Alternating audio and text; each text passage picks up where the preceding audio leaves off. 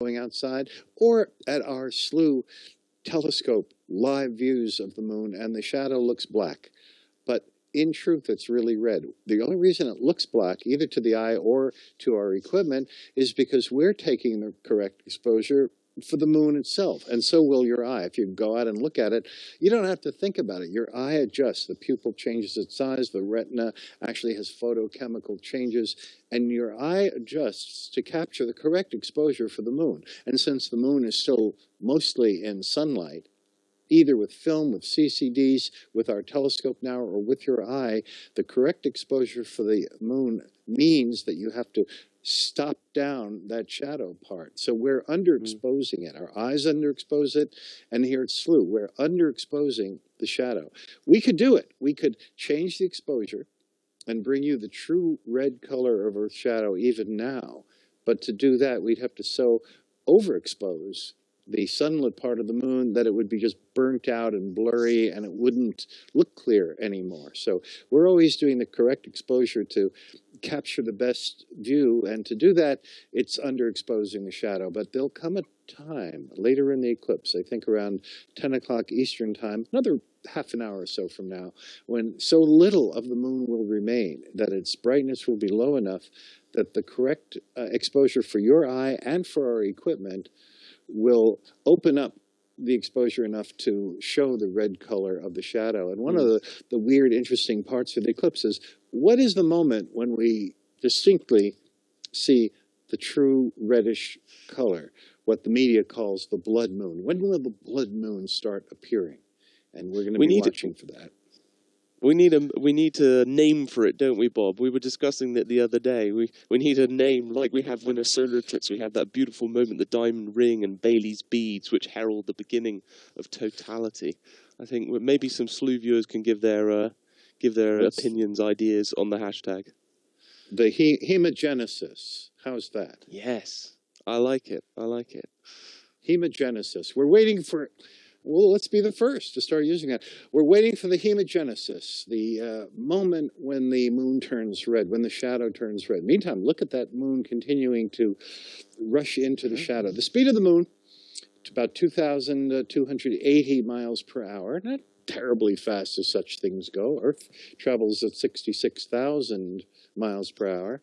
If you're in the part of the world that uses the metric system, which is essentially everywhere, except for the United States, think of Earth going about 100,000 kilometers per hour, a little over that, and the moon moving a mere 3,700 kilometers per hour, much slower, but it's fast enough to move its own width per hour, and then that means that in 1 hour, it'll go from having just touched the moon's edge to being fully immersed. And if you look at the eclipse timings, sure enough, this partial eclipse began at, I'll use Eastern time for the moment, at about 9:07, and the total part begins at 10:11, just 1 hour and 4 minutes later. So it all makes sense. It's great for things to make sense in the universe. Certainly there's enough chaos here on Earth, and that's one of the great things about astronomy. It's all very clockwork, tick-tock, logical, sensible. You can count on it. Yeah, absolutely can. That's the beauty of it. So, weird things about the moon. You know, in this segment, let's just each give a favorite strange thing about the moon, since the eclipse is so odd. I'll go first. I think my favorite thing is that when the moon is struck by a large meteor, or when it got hit by a descent stage, an unused descent stage in the Apollo mission, it started shaking like a giant gong. It rang for as much as 2.5 hours without stopping. On Earth, when we get clobbered, our vibrations dampen out in just a minute or two at most. But on the moon, it keeps going wah, wah, wah, wah, wah, like a giant gong, and rings, shakes, vibrates for hours, which seems to indicate it has, unlike Earth with our liquid molten core, although the very middle of the Earth is solid, the moon must have a solid crystalline core that translates vibrations back and forth, and the whole thing rings like a bell. I love that. How about you? What's a favorite moon factoid for you, Will? Well, you know me, Bob. I'm an astrophotographer. I love taking pictures of the moon. And one of the cool things I think about the moon is we always think of it as being this sort of monochrome object, black and white, right, without any color. But actually, the color, the actual surface, has some very, very subtle surface color variations that you can actually bring out naturally. I mean, you can enhance them, obviously, in Photoshop and programs like that. But those colours actually are there, and they correspond to real geological differences between different portions of the moon. So you get some really titanium-rich.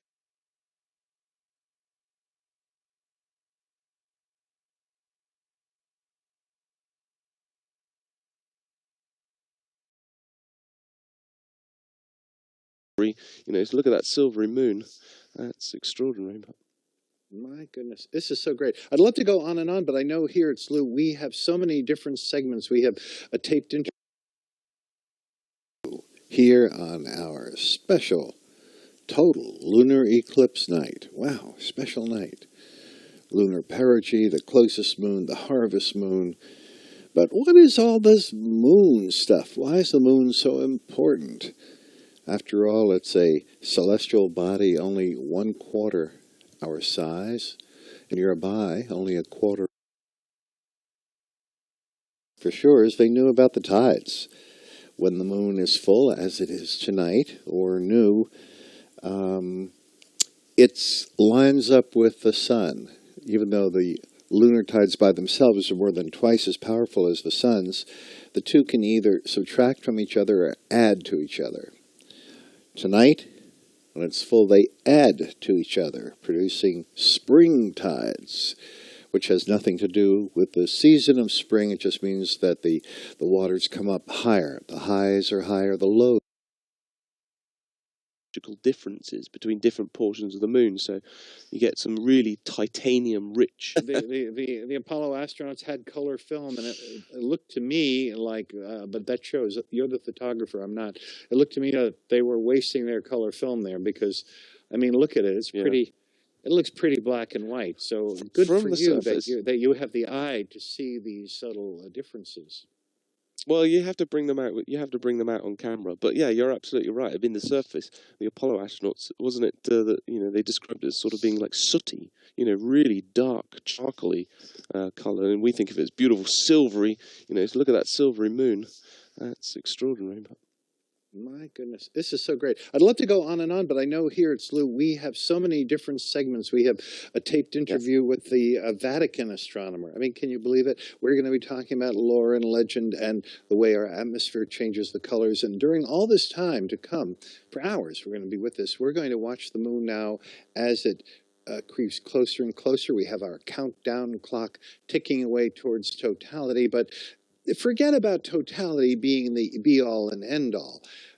The whole thing is wonderful and weird and odd. And look at that phase. Now, this doesn't look like a shape that you'd ever seen in any normal lunar month, right? No. And so I urge all of you, just as Will just did, go out if you have clear skies, take a look at it yourself, stick with us, and we'll keep telling you very cool things about it. We'll be back a little bit later to talk some more about this. Thank you for joining us. We're continuing for hours. Don't go away for our mega years or so. This is Will. I'm Bob here at SLU. We'll be back. Stick with us.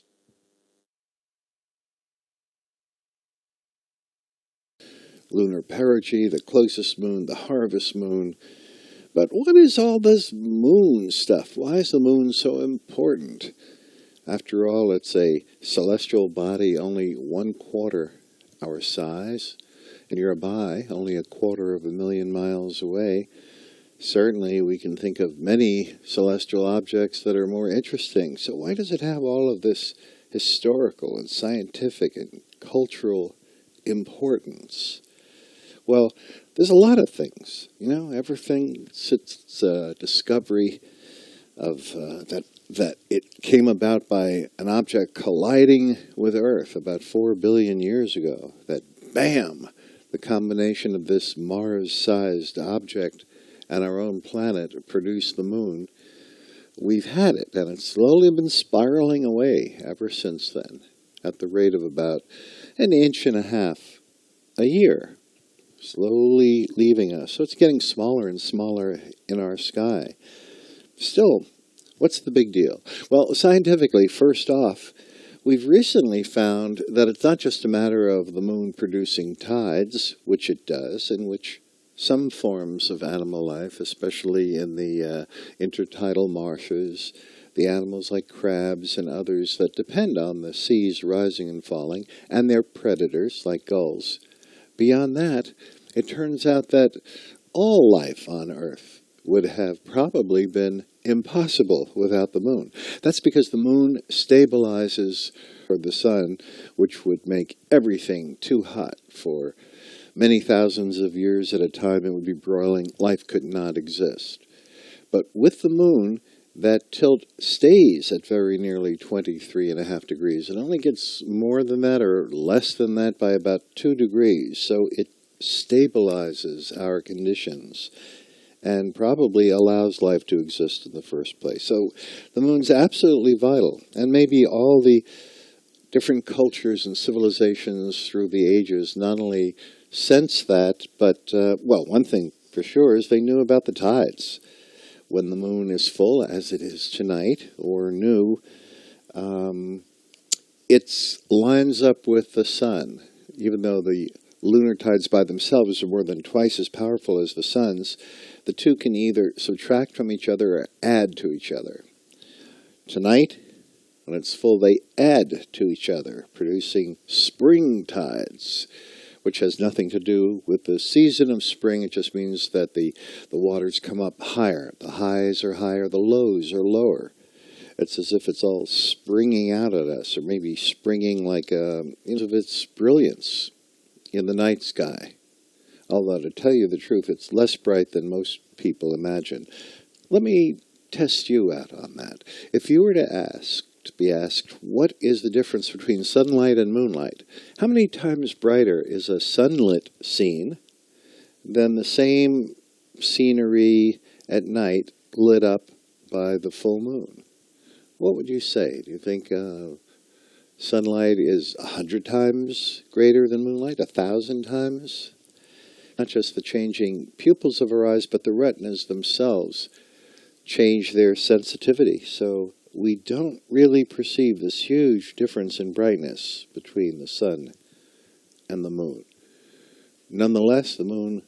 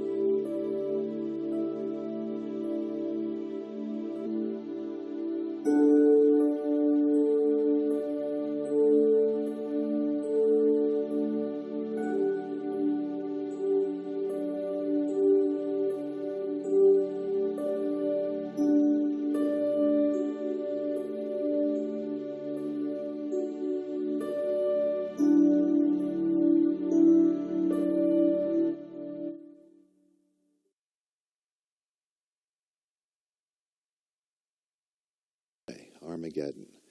And that feeds right in with the blood business. So naturally, people are afraid. There's even some Bible sites that I've noticed asking questions. There's one that says, is Jesus going to return during the blood red moon of 2015? And that's tonight. So that's what's scaring some people. And then on top of that, we've got the mega moon business. Now, the moon's orbit around Earth is an ellipse, not a circle, so the moon comes closer and farther all the time. And once every single year, you're going to get a full moon that happens to be the closest moon of that year. And this year, it's now. And it's happening just as the eclipse is happening. During the eclipse, the moon will be at its closest point to Earth of all of 2015 and be at its largest of all of 2015. I think that's very cool.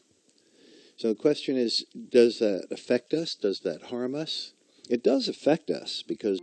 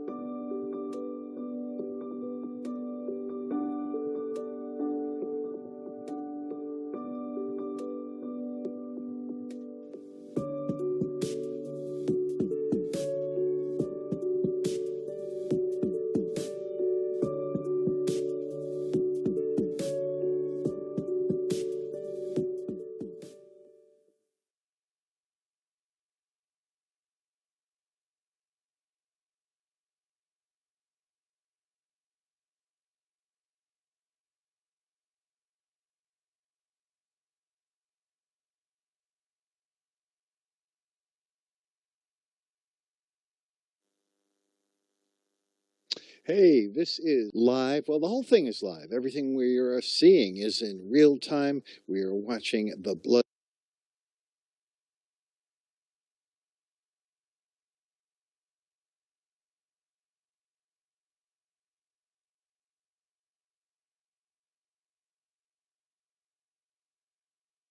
of Africa. If you have clear sky,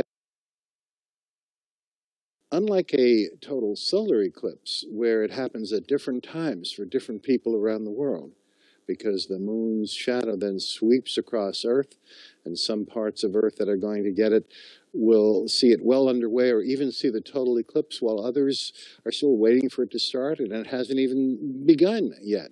Not here. With a lunar eclipse, everybody sees the same thing. It's really a unifying event. It's one of the reasons we decided to talk to the Vatican astronomer seeing this. After all, it's Earth, it's the moon, it's our planet, and so much of the world is watching this at the same time. It's really a unifying thing. We're all seeing it, and again, I'll emphasize it, we're all seeing the same thing. As long as you have the moon in your sky right now, you're seeing the exact same part of the eclipse as everybody else.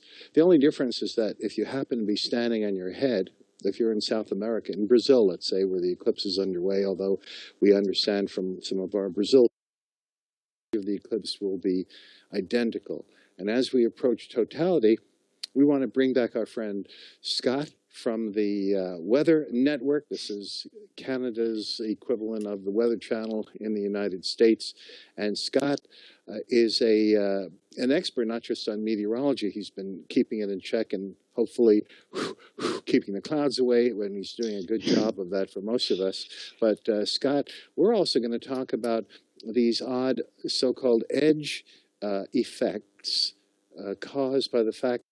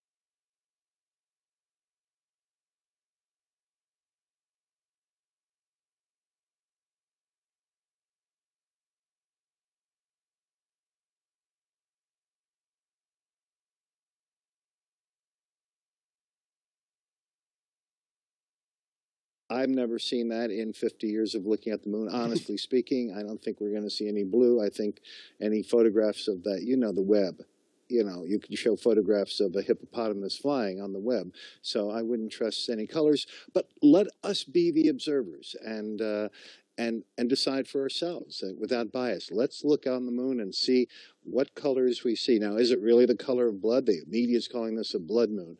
I think you'd have to go to the emergency room if your blood ever turned this color. Scott, have you ever gotten a cut and seen your blood turn this color? No, I haven't. It's a little bit darker than that, a lot more reddish than that coppery orangish tinge. Good.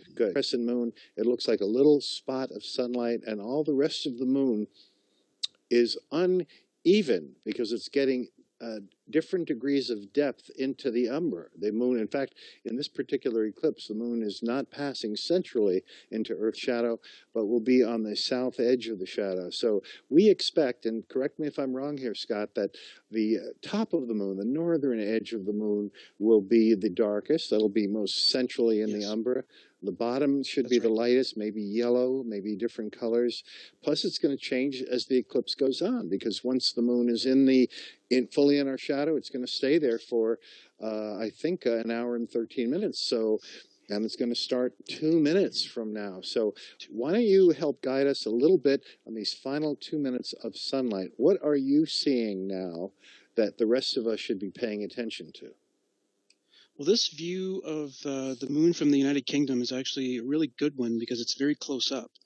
And it's, again, really hard to see these things because, I mean, we're just looking at the contrast between the very, very bright little edge of the moon on the bottom there and the rest of it, which is getting darker.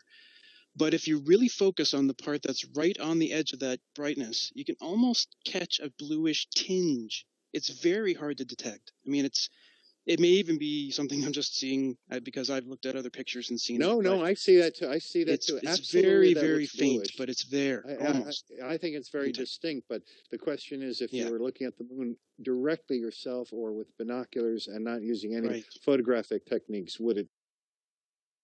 Several 500ths of a micron per second. Oh, my goodness. I want to just take a quick break here and aside to point out that totality has begun. That means that the moon is now completely inside. It's only a half a degree, so 180 reaches the 90 degrees that goes from the horizon to straight overhead. So the moon is actually much smaller than we remember it to be. If you wanted to completely stack the sky, pack it up with moons, it would take 105,000 moons. And none of us would guess that. In other words, the moon is much, much smaller than we perceive it to be or remember it to be. Now, for thousands of years have been baffled by all sorts of lunar puzzles and paradoxes, mostly full moon's seeming flatness, which is noticed by the ancient Greeks. Whenever a ball, a sphere, is illuminated straight on by a light source, its center appears much brighter than the edges. Try it yourself with a ball or an orange and a flashlight. This routine effect is caused by the light being more direct and intense at the ball's center, plus the fact that only the middle of a ball is perpendicular to you and reflects more light straight back at your eyes. So the edges of a sphere always look darker, and you probably did this in drawing class, as a way to create a sense of three-dimensionality. This is such a common experience, it's a big part of what makes any globe seem three-dimensional. But the ancient Greeks noticed that, as bizarre as it seems, the full moon completely lacks this dimensionality. It's towards all people on Earth, and it lights up the moon straight on. So the light bounces directly back toward the sun and toward us, because we're in the same direction, evenly from the entire disk, like one of those highway signs. So see it for yourself, look for it, and then compare it any other time of the month to the non-full moon, which does have dimensionality. So full moon and running out of daylight and getting frantic, and now the full moon or nearly full moon rises at that same time, sunset. Remember, the full moon always rises at sunset, to add welcome additional light. So that's why we call it the harvest moon. A month later, there's the hunter's moon. That's the other full moon that has an official name.